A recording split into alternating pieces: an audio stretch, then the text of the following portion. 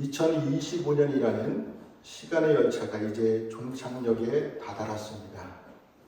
올 한 해 인생의 무게를 짊어지고 가정과 일터 그리고 교회를 위해 묵묵히 헌신해 오신 성도 여러분 정말 고생 많으셨습니다. 그래서 이 시간 서로 인사하는 시간을 갖도록 하겠습니다. 세 번을 인사할 건데요. 제가 여러분들에게 인사하고 여러분이 저에게 또한 성도들끼리 서로 인사하시면 됩니다. 다 같이 일어나서서 한번 인사하도록 하겠습니다. 제가 먼저 인사하겠습니다. 한 해 동안 고생 많으셨습니다. 여러분이 저한테 하십니다. 네, 또 서로 이렇게 인사하시면 됩니다.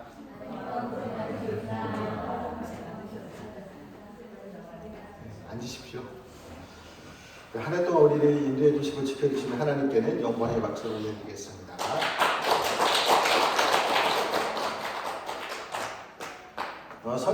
선지자 미가가 활동하던 시대는 도덕적으로 타락하고 사회적으로는 소망이 없던 시기였습니다.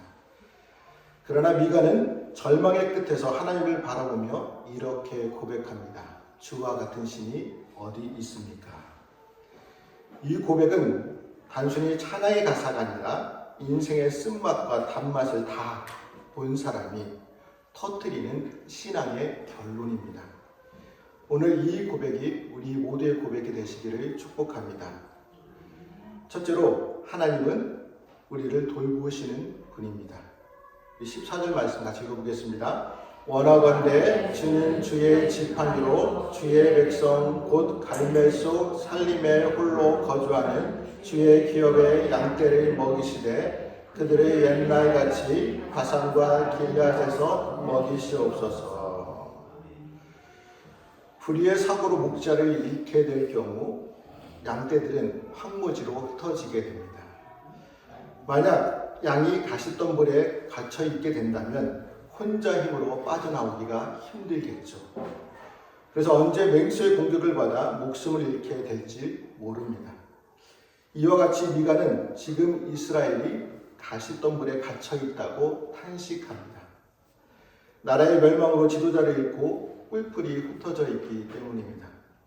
이때 필요한 것은 백성들의 노력이 아니라 목자의 긴 지팡이가 그들을 낚아채어 넓은 초장으로 옮겨주는 것이었습니다.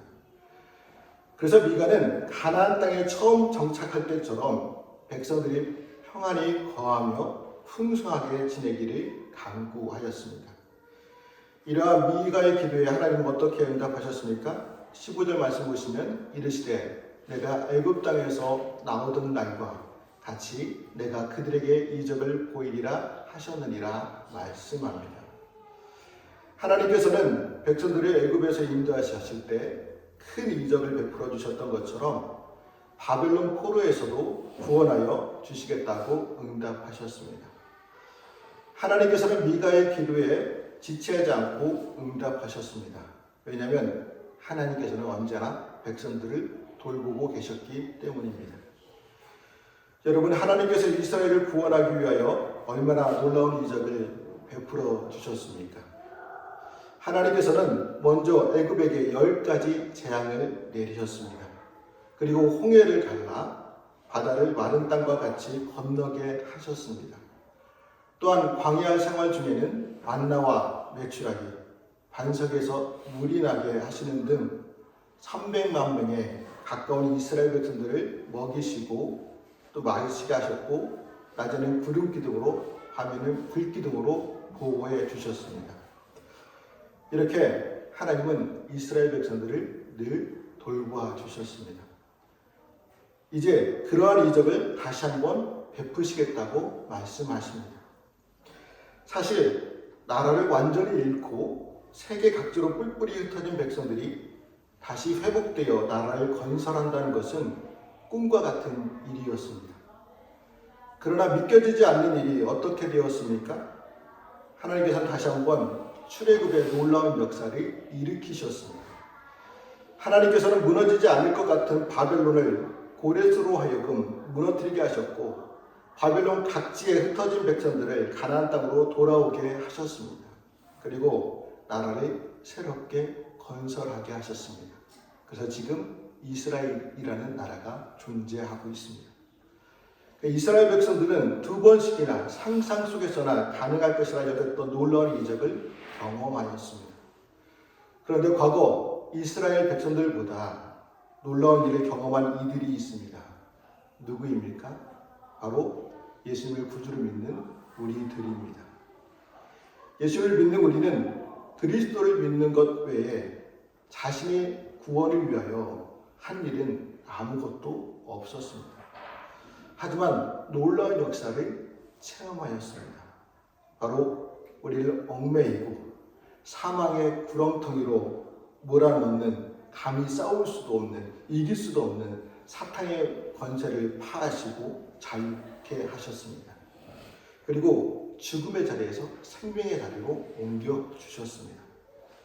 이렇게 세상 무엇과도 비교할 수 없는 감격적인 구원은 하나님께서 어제나 오늘이나 우리를 항상 돌봐주셨기 때문입니다. 우리의 상황이 편안하고 혼란스럽고 힘든 상황이라도 하나님 우리를 돌보아 주십니다. 그 하나님께서 지팡이로 우리를 인도해 주십니다. 오케스트라 연주가 시작되기 전 무대는 악기들이 튜닝하는 소리로 매우 혼란스럽고 무질서합니다. 청중들은 그 소음 속에서 음악을 기대하기가 어렵습니다.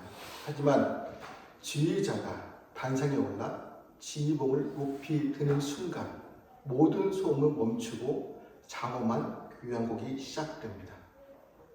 14절까지는 백성들의 탄식과 소음이 가득했습니다. 그러나 15절에서 하나님이 내가 보이리라 며 지휘봉을 드십니다. 출애굽 때의 모세의 지팡이가 바다를 갈랐던 것처럼 하나님의 지휘봉이 들리면 혼란스러운 인생의 소음은 멈추고 기적이라는 선율이 흐르기 시작합니다. 지금 우리의 삶이 소음뿐인 튜닝 시간 같습니까?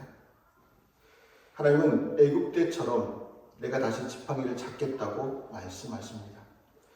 하나님이 지휘를 시작하시면 가장 최악의 상황도 가장 아름다운 찬양의 무대로 변하게 됩니다. 2025년 한 해 동안 우리가 내린 결정들이 때로는 우리를 메마른 광야로 이끌었을지도 모릅니다. 그래서 우리의 삶은 겉으로 화려하게 보일지 몰라도 속으로는 고립감을 느낄 때가 많았습니다. 올 한 해 아무도 내 마음을 몰라준 것 같고 홀로 짐을 진 것 같고 그럴 때마다 주님은 지팡이와 지휘봉으로 우리의 삶을 인도해 주셨습니다. 2025년 마지막 시간 우리는 풍성한 초장이 아니라 선한 목자 그분 자체로 인해 안식해야 합니다. 우리의 인생이 꽉 막힌 숲속 같았을 때 우리가 할 일은 목자의 지팡이가 내 목에 걸리도록 나를 내어 맡겨드려야 합니다. 둘째로 하나님은 우리의 죄를 깊은 바닷속에 던지시는 분입니다. 18절 말씀도 같이 읽어보겠습니다. 주와 같은 신이 어디에 있으리까? 주께서는 죄악과 그 기업에 남은 자의 허물을 사유하시며 인애를 기뻐하심으로 진노를 오래 품지 아니하시나이다. 그 미가는 하나님을 찬양하며 주와 같은 신이 어디 있습니까? 라고 외치고 있죠.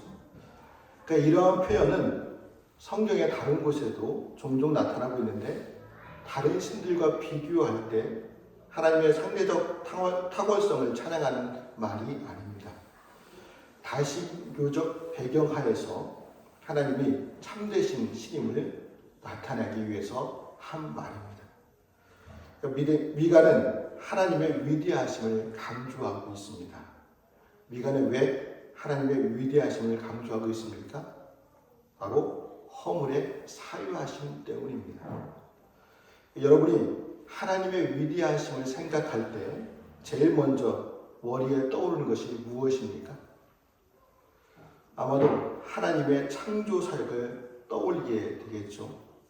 하나님의 창조 사역은 하나님의 위대하심을 찬양하기에 더없이 좋은 소재입니다. 창조 사역만큼 하나님의 위대하심이 잘 드러나는 일도 없습니다.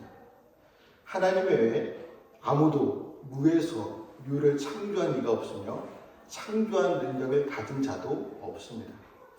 하나님께서는 다른 무엇으로도 아닌 오직 말씀으로 우주를 창조하셨습니다. 말씀하실 때 우주가 아름답게 조성되었습니다. 이보다 더 하나님의 위대하심을 증거할 만한 일이 과연 있을까요? 그래서 우리가 참 아름다워라 주님의 세계는 이라고 찬양을 드렸습니다. 또 하나님의 위대하심을 찬양하는 시편을 보면 하나님의 창조 사역이 찬양의 주요 소재의 하나로 등장하고 있습니다.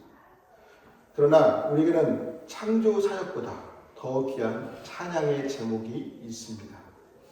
창조 사역이 하나님의 위대하심을 보여주는 것이 사실이지만 인생들의 입장에서 보면 그보다 더 위대한 하나님의 사역이 있습니다.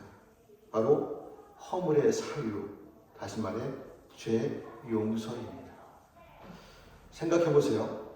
하나님께서 인생의 죄악을 용서하시지 않아 다 영원히 멸망했다면 창조 사역으로 나타난 하나님의 위대하심이 우리에게 무슨 의미가 있겠습니까? 하나님의 창조 사역에 다 의미가 있는 것도 하나님께서 인생의 죄를 용서해 주셨기 때문입니다. 그로 인해 죄 용서는 하나님의 위대하심을 보여주는 최고의 정점이며 하나님을 찬양할 근거가 됩니다. 하나님께서는 죄를 용서하시는 이유가 무엇일까요?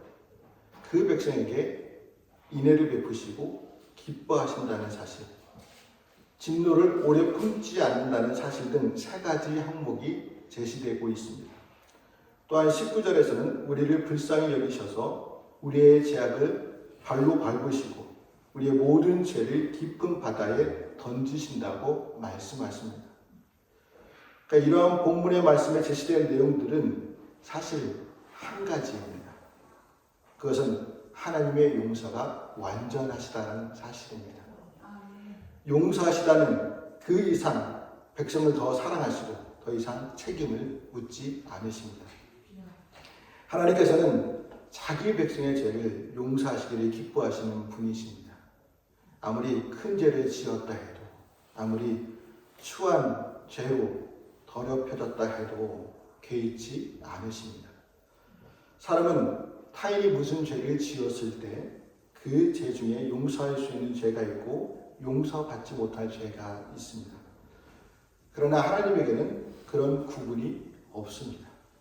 어떤 죄든지 용서해 주시기를 간구한다면 양털같이 희게 해 주십니다.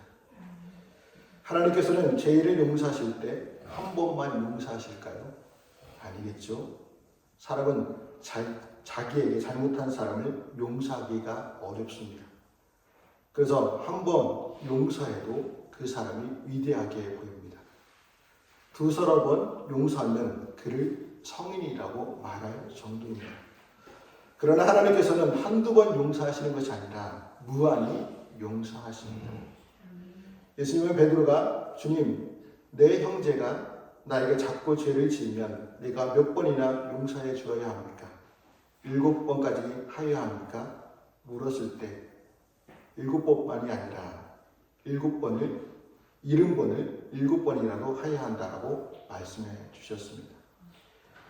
그러니까 70번까지라는 것은 끝없이 용서해 주라는 말씀입니다. 이러한 요구를 하신 것은요, 하나님께서 죄인을 무한히 용서해 주시는 분임을 가르쳐 주기 위해서입니다. 그래서 하나님의 용서는 완전합니다.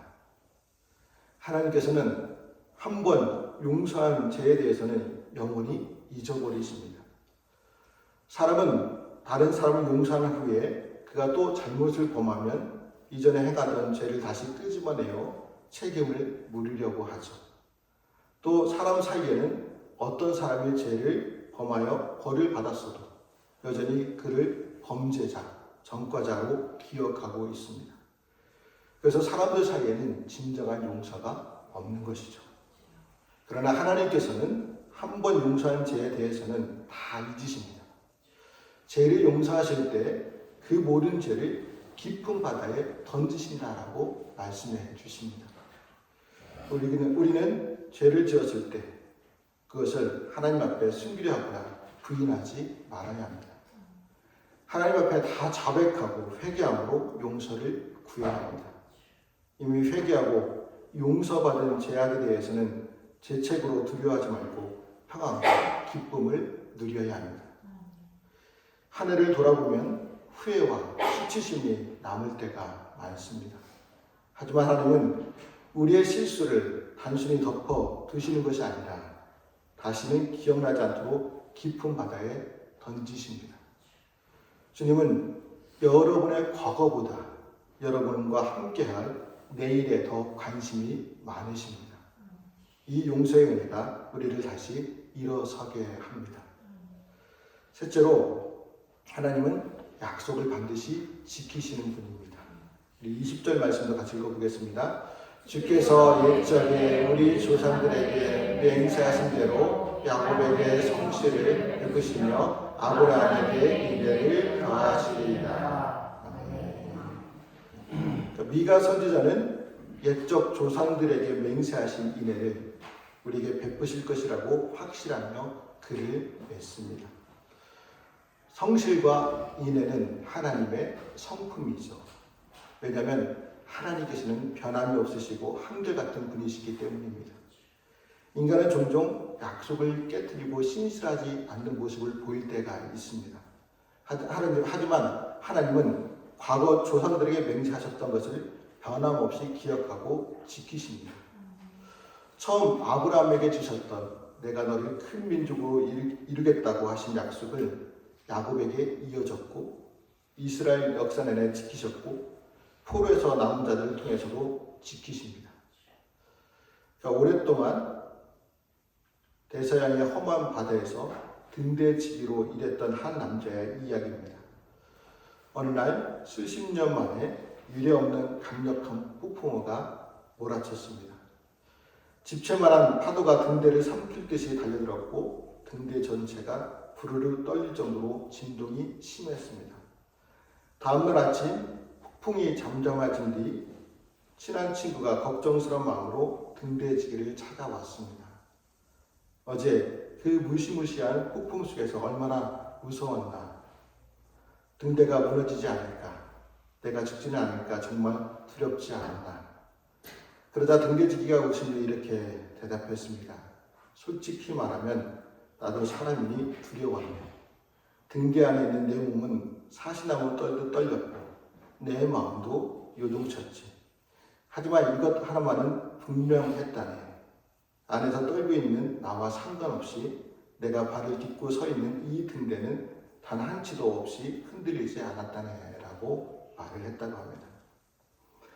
2025년 한 해를 지내오며 우리의 환경은 폭풍우처럼 요동쳤습니다. 건강의 문제로, 자녀의 문제로, 학업의 문제로, 직장의 문제로, 경제적인 위기로 우리의 마음은 등대 안에 등대지기처럼 심하게 떨렸을지도 모릅니다. 때로는 믿음이 흔들려 하나님이 나를 사랑하시는지, 하나님이 정말 나를 돌보시는지 의심하며 불안해하기도 했습니다. 하지만 기억하십시오. 우리 안에 있는 우리는 떨렸을지언정 우리를 붙들고 있는 등대이신 하나님은 단 한 번도 흔들린 적이 없으셨습니다.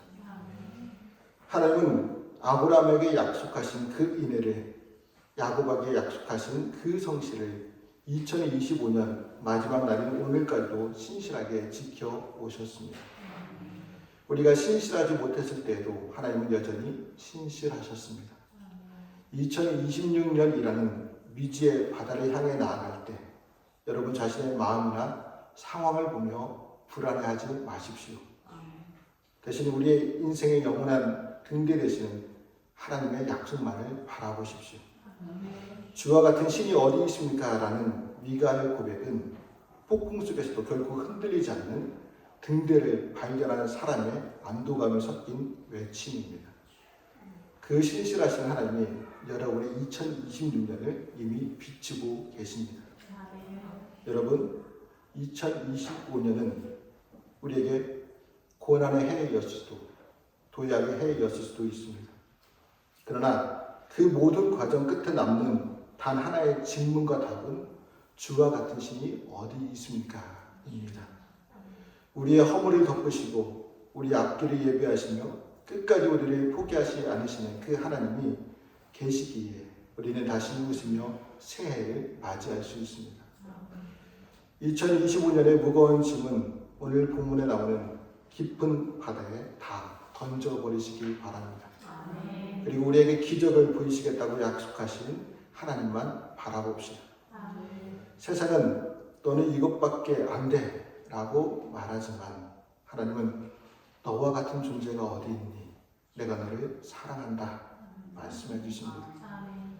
그러므로 주와 같은 신이 어디 있습니까? 라는 이 고백이 여러분의 2025년 마지막 고백이자 2026년을 여는 첫 고백이 되시기를 주님의 이름으로 축복하며 말씀을 드립니다. 기도하시겠습니다.